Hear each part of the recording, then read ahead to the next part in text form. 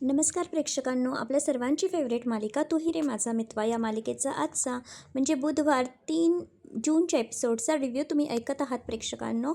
आज असं काहीतरी घडलं आहे ना, ज्याच्यामुळे तुमच्या सगळ्यांच्या डोळ्यांची पारणं फिटतील. तुम्ही सगळे ज्या क्षणाची आतुरतेने वाट पाहत होतात ना, तो क्षण आज आला आहे. मग नेमकं असं घडलं आहे तरी काय? तर प्रेक्षकांनो, आजच्या एपिसोडमध्ये राजेशचं सत्य, काळं सत्य सर्वांसमोर आलं आहे. आणि मग अर्णव, आकाश, मामा या सगळ्यांनी राजेशला पायाखाली खूप तुडवलं, खूप मारलं. पण राजेश विकृत आहे, थोडा सायको आहे. त्याला काहीही फरक पडलेला नाही आहे. उलट काहीतरी खूप मोठा पराक्रम केला आहे त्यांनी, असं तो रिॲक्ट करतो आहे आणि सगळे गुन्हे तो कबूल करतो आहे. मग त्याने ऑर्गन ट्रॅफिकिंगपासून गोल्ड स्मगलिंगपर्यंतचे, मुलींचे खून करण्यापासून त्यांना फसवण्यापर्यंत सगळे गुन्हे, जसं काय मी खूप भारी काम करतो आहे असे कबूल केलेत. म्हणजे एकदम इझिली तो सगळ्यांना असं सांगतो आहे. खूप सायकोसारखं दाखवलेलं आहे. पण काही म्हणा, आजची ॲक्टिंग त्याची एकदम जबरदस्त होती. त्याचा हा विकृतपणा पाहून सगळ्यांना जबरदस्त धक्का बसला आहे. आणि अंजलीने चक्क स्वतःच्या हाताची नसच कापून घेण्याचा प्रयत्न केला, आत्महत्या करण्याचा प्रयत्न केला. मग हे सगळं नेमकं घडलं तरी कसं, हे जाणून घेण्यासाठी हा व्हिडिओ शेवटपर्यंत बघा, स्किप न करता. आणि हो प्रेक्षकांनो, अजूनपर्यंत जर तुम्ही चॅनलला सबस्क्राईब नसेल केलं तर एक सबस्क्राईब करा. चला तर मग वेळ वाया न घालवता सुरू करूया रिव्ह्यू विथ प्रियू. तर प्रेक्षकांनो, आजच्या एपिसोडच्या सुरुवातीलाच आहे ना, राजेश सगळ्या बेशुद्ध झालेल्यांशी एक एक करून बोलत असतो. सगळ्यांशी तो बोलत असतो आणि नंतर ईश्वरीजवळ येतो. ईश्वरी बेशुद्ध झाल्याचं नाटक करत असते. राजेश म्हणतो, माझी इंदोरी जिलेबी पाहिलंस का तू?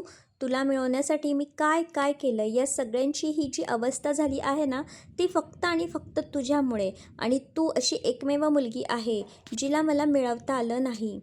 पण माझ्या नावावर हा डाग राहणार नाही. आज रात्री तू माझी, मी तुझा, मी तुला मिळवणारच, असं म्हणून राजेश हा ईश्वरीकडे असा पाहून एखाद्या राक्षसासारखा हसत असतो. आणि मग ईश्वरीच्या जवळ येण्याचा प्रयत्न करतो. ईश्वरी अजून बेशुद्ध असल्याचंच नाटक करत असते. राजेश हा ईश्वरीच्या जवळ येतो, तिच्या हाताला स्पर्श करतो आणि म्हणतो, आता एक गुड बाय किस तर हवाच.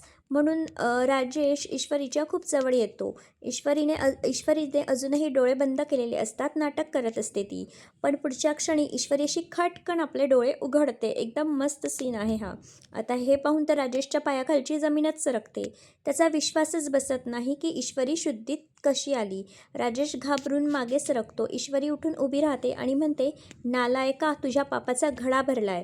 आता राजेश डोळे असा वटारून तिच्याकडे पाहत असतो. त्याला काही कळतच नाही. आणि त्याला काही कळण्याआधी ईश्वरी या राजेशच्या एक सनकण अशी मुस्काटात मारते. आणि राजेश हा अर्णव शेजारी जमिनीवरच जाऊन असा पडतो. इतकी जोरात मारते. तो ईश्वरीने खरंच आपली होती नव्हती सगळी डाव्या हाताची शक्ती वापरून एकदम अशी सणसणीत त्याच्या थोबाडीत मारलेली असते, ज्यामुळे राजेश आता पूर्णपणे हादरतो आणि जमिनीवरच जाऊन पडतो. आणि त्याच वेळेस अर्णवसुद्धा डोळे उघडतो. अर्णवसुद्धा शुद्धीत आलाय हे पाहून आता राजेशला जबरदस्त धक्का बसतो. अर्णवने डोळे उघडल्यानंतर अंजलीसुद्धा डोळे उघडते आणि हे सगळे एक एक करून आता असे डोळे उघडतात आणि राजेशला असा जबरदस्त धक्का बसतो. आणि मग संपूर्ण कुटुंब राजेशला घेरून त्याच्यासमोर उभं राहतं. राजेशचा विश्वासच बसत नाही की मी या सगळ्यांना विषारी धुराने बेशुद्ध पाडलं होतं आणि हे सगळे अचानक शुद्धीत आले तरी कसं काय. सगळ्यांना राजेशचं सत्य आता कळालेलं असतं की राजेशने आपल्याला फसवलं आहे.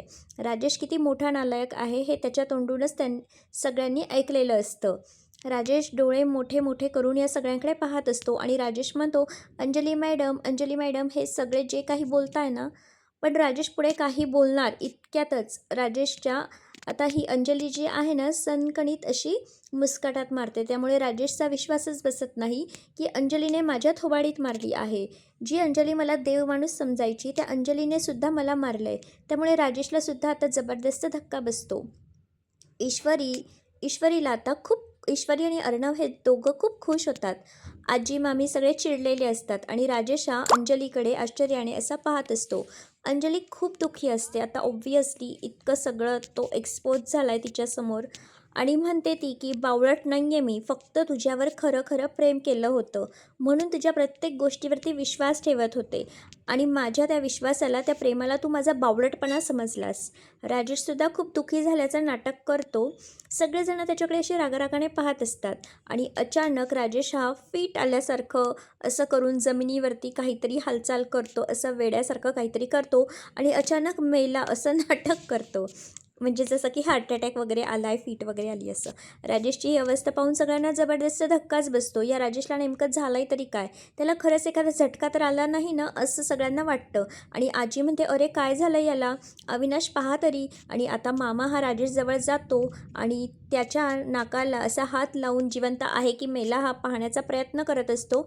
तर राजेश जोरात असा भॉ असं ओरडतो. त्यामुळे मामा, अंजली, ईश्वरी, अर्णव, आजी, मामी, आकाश, नम्रता सगळे दचकतात, खूप घाबरतात. आणि मग राजेश एखाद्या राक्षसासारखा जोरजोरात हसू लागतो आणि कसं घाबरवलं, सगळे घाबरले म्हणून ओरडू लागतो. तर प्रेक्षकांनो, खरंच हा सीन आहे ना खूपच डेंजरस आहे. म्हणजे राजेशची ॲक्टिंग जी केली आहे ना, एक नंबर ॲक्टिंग होती. तुम्हीसुद्धा घाबरणार यात तर काही शंकाच नाही. अंजली, ईश्वरी खूप घाबरलेले असतात. अर्णवला राजेशचा खूप राग येतो आणि मग राजेश म्हणतो, तुमचा चांगल्या माणसांचंच ना हेच आहे, लय मोठा प्रॉब्लेम आहे तुमच्या चांगल्या माणसांचा. तुम्ही नुसते घाबरतात पापं करायला, घाबरतात वाईट कामं करायला घाबरतात. अरे माझ्यासारख्या माणसाला भीती वाटत नाही, त्यामुळे मी काही पण करू शकतो. आता अर्णव खूप चिडतो आणि मग राजेश हा अर्णवसमोर येतो आणि असा उभा राहतो राजेश आणि म्हणतो, चिंटुकल्या, मला आहे ना खूप कंटाळा आला होता रे हे नाटक करून, चांगुलपणाचं नाटकं, मेमरी गेल्याचं नाटक. आता पहा तू माझं सत्य सगळ्यांसमोर आणलं ना, आता मला काहीच टेन्शन नाही आहे. आता मी मनात जे आहे ना ते बोलू शकतो, बिनधास्त वागू शकतो. खरंच तुझे खूप खूप आभार. खरंच रे, तुला खूप थँक्यू चिंटुकल्या. तुझ्यामुळे आज मी मनसोक्त सगळ्यांसमोर बोलू शकतो. माझी पापांची मी कबुली देऊ शकतो, मनसोक्त हसू शकतो, रडू शकतो. राजेशचा हा विकृतपणा पाहून अंजली आता चांगलीच घाबरते. खरंच खूप सायको ॲक्टिंग केली आहे. म्हणजे ॲक्टिंग तर भारीच होती त्याची. घरातले सगळे खूप चिडलेले असतात. राजेश म्हणतो, आणि माझी इंदोरी जिलेबी समोर असताना असं मेमरी गेल्याचं नाटक मला काही करवलं जात नव्हतं रे, मला खूप त्रास होत होता त्याचा. असं म्हणून राजेश चक्क ईश्वरीचा हात पकडतो आणि एखाद्या विकृतासारखा हसू लागतो आणि म्हणतो, पाहिलंस का, पकडला माझ्या इंदोरी जिलेबीचा हात. सगळे आता खूप घाबरतात. ईश्वरी पण घाबरते. अर्णव मात्र चिडतो आणि राजेशच्या हातातून ईश्वरीचा हात सोडवतो आणि म्हणतो, इतके दिवस फक्त आणि फक्त ताईसाठी मी गप्प होतो, पण आता मी तुला नाही सोडणार. असं म्हणून अर्णव या राजेशची कुत्र्यासारखी खूप घाणेरडी धुलाई करतो. त्याच्या पोटात बुक्क्या मारतो, खूप खूप मारतो, कमरेत वगैरे, पायाने त्याची चांगलीच धुलाई करतो, त्याला जमिनीवर पाडतो. तेवढ्यात आता आकाश पुढे येतो. आकाश अर्णवला बाजूला करतो आणि राजेशला उचलतो आणि म्हणतो, नीच माणसा, तुला लाज नाही का रे वाटत हे सगळं करायला? आणि मग आकाशसुद्धा या राजेशची चांगलीच धुलाई करतो. याने आकाशने पण चांगलाच हात साफ केला आज राजेशवरती. ईश्वरी आणि नम्रता अंजलीजवळ येतात. अंजली खूप घाबरलेली असते. आकाश त्याची धुलाई करतो आणि मामाजवळ फेकतो. मामा म्हणतो, नालायका, तुला लाज नाही वाटत का रे? आमच्या अंजलीला फसवलं, आमच्या घराच्या सुन्यांवरती वाईट नजर ठेवतो. आता मी तुला काही सोडणार नाही. असं म्हणून मामासुद्धा या राजेशला आता जोरजोरात असा मारत असतो, जमिनीवर जाऊन पाडतो. घरातल्या बायका आता खूप घाबरलेल्या असतात आणि मग मामा, अर्णव आणि आकाश हे तिघं मिळून दे दनादन असं खूप मारतात राजेशला. लाथा बुक्क्यांनी खूप मारतात, जोरजोरात त्याच्या पोटात, पाठीत, कमरेत, जिथे नाही तिथे मारतात आणि राजेश हा सगळ्यांचा मार खात असतो. मामी विचार करते, अरे देवा, हा माणूस इतका विकृत आहे. जर मला आधी हे माहीत असतं ना, हा इतका डेंजरस आणि विकृत आहे, तर मी याची साथ कधी दिलीच नसती, याच्या नादाला लागलेच नसते. बरं झालं मी याच्याकडून पैसे नाही घेतले, नाहीतर आज माझं पण काय झालं असतं देव जाणे. असा विचार करून मामीसुद्धा आता खूप घाबरते. तसं पाहायला गेलं तर मामी या राजेशपेक्षा जास्तच मोठी विकृत आहे. या मामीमुळेच अर्णवच्या आईने आत्महत्या केली.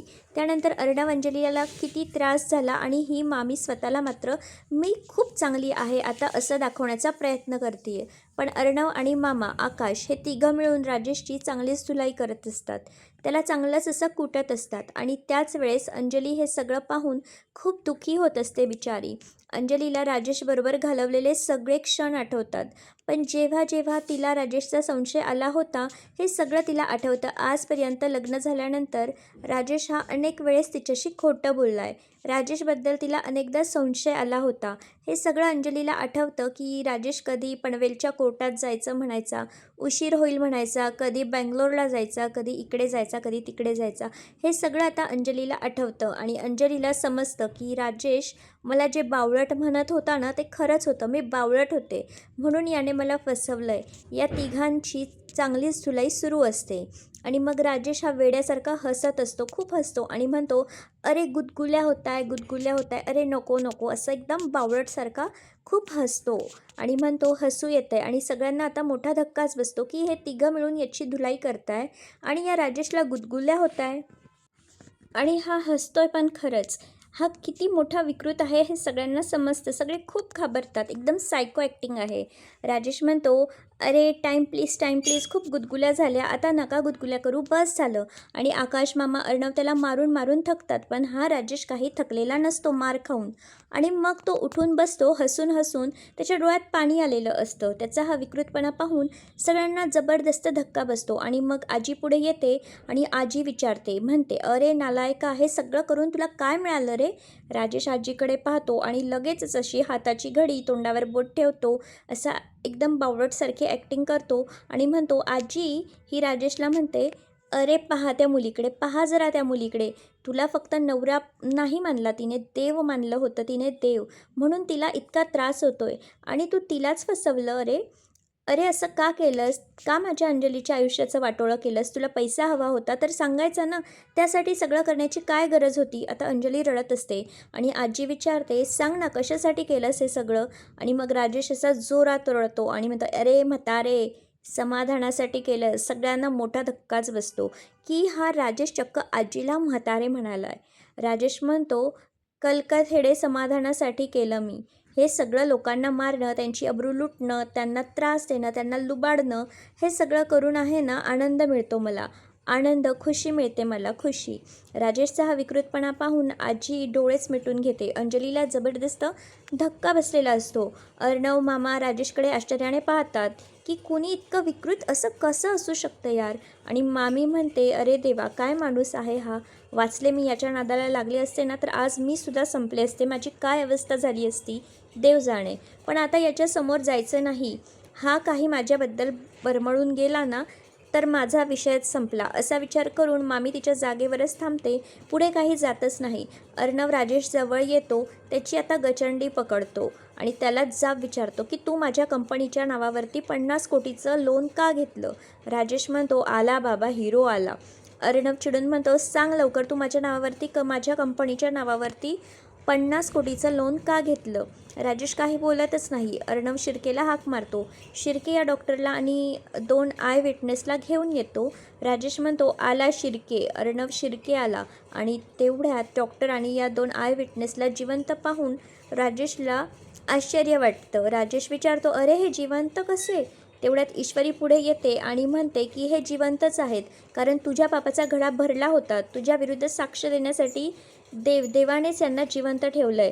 ते म्हणतात ना, चाको राय साया मार सके ना कोई. राजेश घाबरल्याचं नाटक करत असतो. ईश्वरी त्याला सांगते, तू तर गोडाऊनला आग लावली होती. पण तेवढ्यात आकाश सर आणि अर्णव सर तिथे पोचले, त्यामुळे या सगळ्यांना वाचवलं आणि आता हे तुझ्या विरुद्ध साक्ष देणार आहे. राजेश म्हणतो, अरे वा, अर्णव याला म्हणतात हिरो. हिरो असंच काम करत असतो. एक नंबर अर्णव. आता अर्णव खूप चिडतो. या राजेशची अशी गचंडी पकडतो आणि त्याला जाब विचारतो की सांग, तू माझ्या नावावरती 50 कोटीचं लोन का घेतलं? आता राजेश चिडून म्हणतो, ए गप्प रे, एवढं सगळं तू शोधून काढलं, मग एवढं तुला शोधून काढता नाही आलं का रे? एवढी गोष्टसुद्धा मला विचारतोय. अर्णव म्हणतो, सांग लवकर, सांग.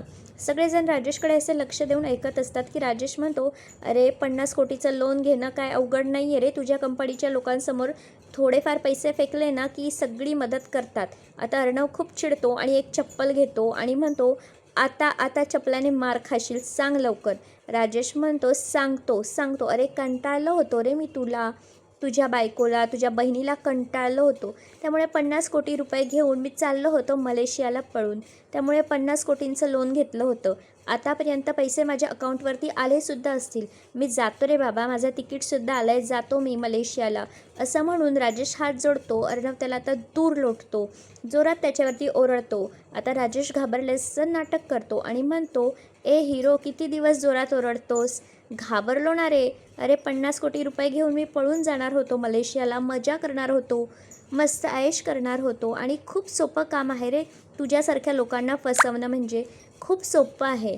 तेवढ्यात अर्णव कोल्हेला हाक मारतो. कोल्हे नावाचा एक माणूस येऊन उभा राहतो. अर्णव विचारतो, हाच आहे ना तो, यानेच तुला मदत केली होती ना?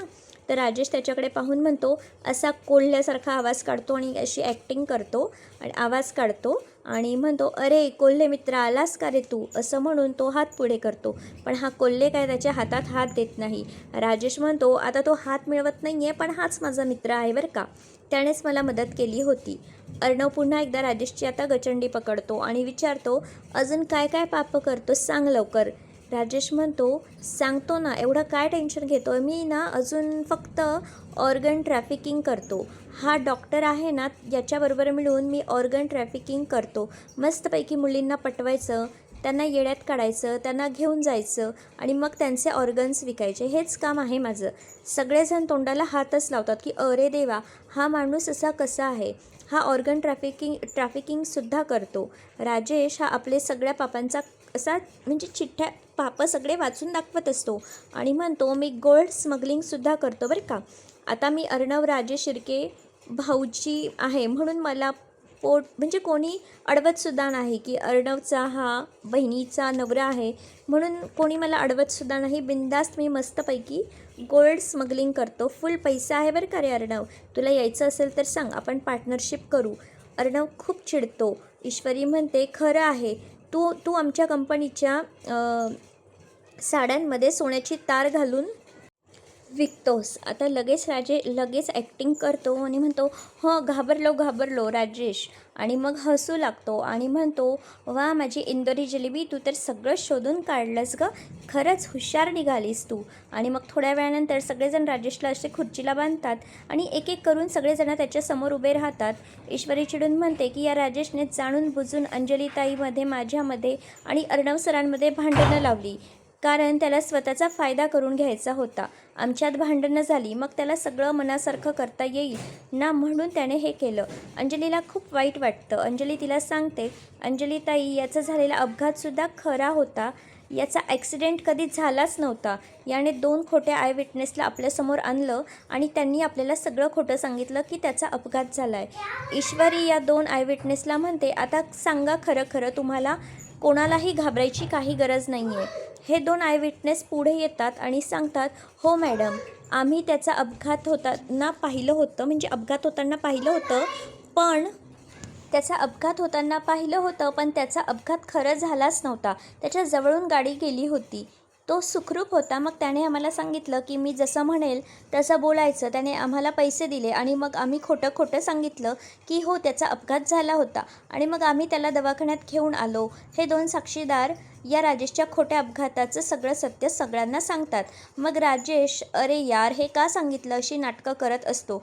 पण राजेश हे सगळं नाटकच करतोय. अंजली आजी, घरातले सगळेजण खूप दुःखी होतात की राजेश कोणत्या म्हणजे किती डेंजरस नालायक आहे आणि काय करू शकतो. अर्णव या डॉक्टरला म्हणतो, डॉक्टर ये पुढं, सांग सगळं खरं सांगायचं, सुरुवातीपासून सांगायचं. आणि मग हा डॉक्टर राजेशचे सगळे काळे धंदे बाहेर काढतो आणि सगळ्यांना सांगतो, या राजेशला मेमरी लॉसचं खोटं सर्टिफिकेट मिस दिलं होतं. डॉक्टर पुढे सांगतो, जेव्हा मी MBBS डॉक्टर झालो आणि एका हॉस्पिटलमध्ये नोकरीला लागलो, तेव्हा हा राजेश मला भेटायला आला होता आणि मग याने मला ऑर्गन ट्रॅफिकिंगबद्दल सांगितलं. तेव्हा माझ्या डोक्यावरती खूप कर्ज होतं. त्याने मला सगळा बिझनेस सांगितला की या बिझनेसमध्ये खूप पैसा करायचा आहे आणि मग मी त्याच्याबरोबर या बिझनेसमध्ये सामील झालो. सुरुवातीला तर त्याने मला फक्त एवढंच सांगितलं होतं की फक्त एकच काम करायचं आहे, एकच डील आहे. पण एकदा मी या धंद्यात घुसलो आणि कधी बाहेर निघूच शकलो नाही. हा वेगवेगळ्या मुलींना आपल्या प्रेमाच्या जाळ्यात ओढायचा, त्यांचा फायदा घेऊन त्यांची अब्रू लुटायचा आणि मग त्यांना माझ्याकडे पाठवायचा आणि मी त्यांचे ऑर्गन संपूर्ण जगभरात पाठवायचो. ऑर्गन ट्रॅफिकिंग करायचो. हे ऐकून अंजलीला जबरदस्त धक्का बसतो. राजेश विकृत्यासारखा हसत असतो. हा राजेश काय काय करतोय यावर कोणाचा विश्वासच बसत नाही. आणि हा डॉक्टर म्हणतो हा राजेश ना कोल्ड ब्लडेड क्रिमिनल आहे. याच्यासारखा कोल्ड ब्लडेड क्रिमिनल आजपर्यंत मी कधीच पाहिला नाही आहे. त्याने एक नाही तर अशा शेकडो मुलींना फसवलं आहे, त्यांची अब्रू लुटली आहे, त्यांचे खून केलेत आणि त्यांना मारून टाकलं आहे. नराधम आहे हा, नराधम. राजेशची ही पापं ऐकून आजी, अंजली, ईश्वरी, अर्णव या सगळ्यांना जबरदस्त धक्का बसतो. तर राजेश चिड म्हणते, गप्प रे, काही पण काय बोलतोय. म्हणजे असा चिडून म्हणतो त्याला की गप्प रे, तू काय पण काय बोलतोय. डॉक्टरला म्हणतो, 1-2 मुलींनाच मारलं आहे मी बरं का, मी जास्त मुलींना नाही मारलं, शेकडो मुलींना मारलं आहे म्हणतोय. माहिती नाही तर बोलू नको रे, कसलं खोटं बोलतो. तेवढ्यात ईश्वरी पुढे येते आणि म्हणते की माझी मैत्रीण शलाका पाटीलचा खून तूच केला ना. तर राजेश म्हणतो, हो, तिचा खून मीच केला. माझी बायको होती ती, माझी पहिली बायको. खूपच डेंजरस होती, दिसायला सुंदर होती. पण म्हणजे तिचं काय सांगावं तुम्हाला. आता दिसायला जेवढी सुंदर होती ना तेवढीच म्हणजे डोक्याने गेलेली होती. माझं सगळं सत्य पोलिसांना ती सांगणार होती. मला म्हणाली, मी आत्ता पोलिसांमध्ये जाते आणि तुला पोलिसांच्या तावडीत देते. मग काय करणार होतो. चांगलंच मारलं तिला आणि सुटकेसमध्ये भरलं आणि सोडून आलो तिला जंगलात पुरून आलो तिला. हे सगळं ऐकून घरातल्या सगळ्यांना आता खूप दुःख होतं. आणि त्याच वेळेस तिथे तारा आणि शलाका पाटीलचे मामा येतात, म्हणजे ताराचे बाबा. तारा ही राजेश समोर येते आणि राजेश म्हणतो, आली का माझी तारा डार्लिंग. तारा डार्लिंग, तारा तारा मैं हूँ तुम्हारा तारा, असं तो म्हणजे म्हणत असतो. आता ती तारा जी आहे ना ती राजेशच्या सणकणी तशी मुस्कटात मारते. सगळेजण तिच्याकडे आश्चर्याने पाहतात. राजेश म्हणतो की हे तू कशाला मारलं गं, मला तुला म्हणजे माझा काय संबंध. तर तारा चिडून म्हणते, मी शलाका पाटीलची मामे बहीण आहे आणि हे माझे बाबा. राजेशला मोठा धक्काच बसतो. राजेश मागे पाहतो तर शलाकाचे मामा ताराचे वडील उभे असतात. राजेशला आठवतं की या शलाकाच्या मामानेच भर रस्त्यात माझी चांगलीच कुटाई केली होती काही दिवसांपूर्वी. आणि तारा ही राजेशला सांगते, मी तुझ्या आयुष्यात बदला घेण्यासाठीच आले होते, माझ्या ताईचा बदला घेण्यासाठी. तू तिचा जीव घेतला म्हणून मी तुला सगळ्यांसमोर एक्सपोज करण्यासाठी या सगळ्यांची मदत घेतली आहे. राजेशचा असा विश्वासच बसत नाही की या ताराने या सगळ्यांची मदत केली आहे. राजेश म्हणतो, बस झालं झाले तुझे डायलॉग, चल गप बस बरं. आता घेतला तू तुझा बदला, मग कशाला गं एवढं केलंस, कशाला या सगळ्यांच्या नादाला लागलीस. अगं माझ्याबरोबर राहिली असती तर आपण अशा सात्विक फॅशनसारख्या किती मोठ्या मोठ्या कंपन्या लुटल्या असता, मस्त मजा मारली असती. आता हे ऐकून मामा खूप चिडतो आणि राजेशच्या एक मुस्कटात मारतो आणि म्हणतो, आमच्या कंपनीचं नावसुद्धा तोंडातून काढायचं नाही. अंजली खूप रडू लागते. तेवढ्यात ईश्वरी पुढे येते आणि म्हणते, तू सगळ्यांबरोबर वाईट वागलायस, आपली ओळख लपवली आणि सगळ्यांना फसवलं. तर राजेश म्हणतो, हो फसवलं. आता माझी इंदोरी जिलेबी ओळख तर लपवावीच लागली असती ना. आता मी या घरासाठी राजेश होतो, त्या शलाकासाठी राजेश्वर होतो आणि तुझ्यासाठी होतो तुझ्या राकेशजी, असं म्हणून राजेश हा सगळ्यांना माहिती नसलेलं सत्य सांगतो. अंजलीला वगैरे सगळ्यांना धक्का बसतो कारण त्यांना हे माहिती नसतं. आणि राजेश म्हणतो, कसं आहे ना, मी त्या शलाकाला मारण्याची दोन कारणं होती. एक तर ती मला पोलिसांच्या हवाले करणार होती आणि दुसरं म्हणजे तू माझ्या आयुष्यात आली आणि आता तुझ्यासारखी इंदोरी जलेबी आयुष्यात आल्यावर मला त्या शलाकाचा काही उपयोगच नव्हता. म्हणून मी तुझ्यासाठी बनलो राकेश. म्हणून तर तू माझ्यासोबत लग्न करायला तयार झाली ना. हे ऐकून अंजलीला वगैरे सगळ्यांना खूप धक्का बसतो की राजेश हा ईश्वरीसाठी राकेश होता आणि या राकेशने ईश्वरीशी सुद्धा लग्न करण्याचा प्रयत्न केला होता. राजेश एखाद्या राक्षसासारखा हसू लागतो आणि ईश्वरी रडू लागते. सगळेजण या राजेशचे कारनामे ऐकून हैराण झालेले असतात आणि आजचा एपिसोड प्रेक्षकांनो इथेच संपतो. आजचा एपिसोड तर एकच नंबर होता आणि राजेशची ॲक्टिंग बघायला खूपच मजा आली आहे प्रेक्षकांनो. तुम्ही आज रात्री टी व्हीवरती नक्की पहा. आजचा एपिसोड खूपच जास्त इंटरेस्टिंग आहे. आता पुढचा एपिसोडसुद्धा एकदम धमाकेदार असणार आहे. एकानंतर एक जबरदस्त ट्विस्ट येणार आहे. मग नेमकं घडणार तरी काय? तर प्रेक्षकांनो, पुढच्या एपिसोडमध्ये पाहू आपण की राजेशला पकडायला पोलीस आलेले असतील आणि राजेश चक्क पोलिसांना धक्का देऊन त्यांचीच बंदूक घेऊन ईश्वरीला असा ओलीस ठेवणार आणि अर्णवला म्हणेल, काय रे चिंटुकल्या, तुला काय वाटलं मला पोलिसांच्या हवाले करणं इतकं सोपं आहे का? मी जेलमध्ये जाण्याआधी ना तुझ्या या इंदोरी जिलेबीला ढगात पाठवेल, ढगात. एवढं लक्षात ठेव. आणि त्याच वेळेस ईश्वरी ही राजेशला आता जोरात धक्का देणार. आता राजेश बाजूला जाऊन पडेल आणि मग अर्णव या राजेशची पुन्हा एकदा खूप धुलाई करणार. पोलीस राजेशला पकडतील आणि आपल्याबरोबर घेऊन जातील आणि मग अंजली खूप रडू लागेल. अंजली ईश्वरी आणि अर्णवची माफी मागणार. मला माफ करा, मी त्या राजेशवरती विश्वास ठेवला आणि तुम्हाला सगळ्यांना वाईट बोलले, तुमच्याशी भांडणं केली. ईश्वरी अर्णव तिला समजावण्याचा प्रयत्न करतील, पण ही काही ऐकायला तयारच होणार नाही आणि म्हणेल, नाही नाही, ही सगळी माझी चूक आहे, माझ्यामुळे सगळं झालं आहे. आणि मग अंजली चक्क केक कापण्याचे चाकू घेणार आणि म्हणेल की माझा खूप मोठा गुन्हा झाला आहे, मी त्या राजेशवरती विश्वास ठेवून घरच्यांना खूप त्रास दिला, आता मी स्वतःचा जीव घेणार. असं म्हणून अंजली ही चक्क भल्या मोठ्या चाकूने स्वतःच्या हाताची नस कापून घेण्याचा प्रयत्न करणार, स्वतःचा जीव घेण्याचा प्रयत्न करणार. पण मग ईश्वरी अर्णव घरातले सगळेजण अंजलीला वाचवू शकतील का, हे पाहणं खूप इंटरेस्टिंग ठरणार आहे. प्रेक्षकांनो, आजचा एपिसोड तुम्हाला कसा वाटला हे कमेंट करून नक्की सांगा. पुन्हा भेटूया उद्याच्या भागामध्ये. तोपर्यंत bye bye and thank you for watching.